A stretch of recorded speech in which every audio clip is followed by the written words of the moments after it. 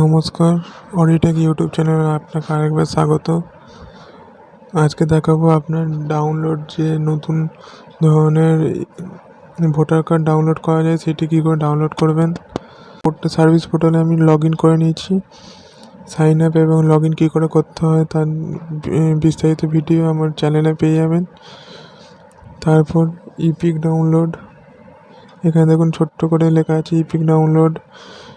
ইপিকে click করবেন। এটি পুরোটাই ফোনে হচ্ছে, ফোন দিয়ে কী করে করা যায় সেটি দেখাচ্ছি।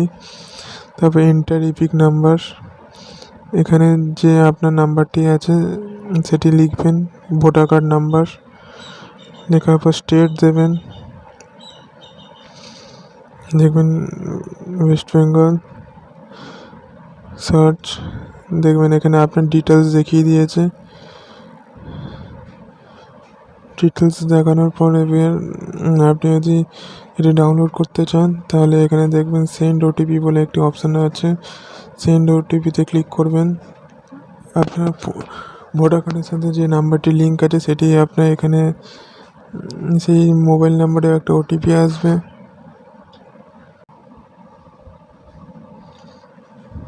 দেখুন এসে গেছে ওটিপি। ভেরিফাই করব।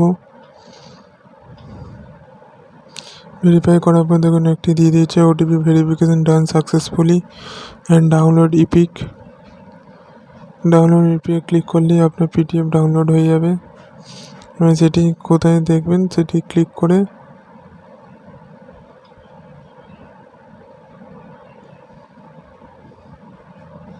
ডিজিটাল ভোটার কার্ড চলে এসছে। এটি আপনি প্রিন্টও করে নিতে পারেন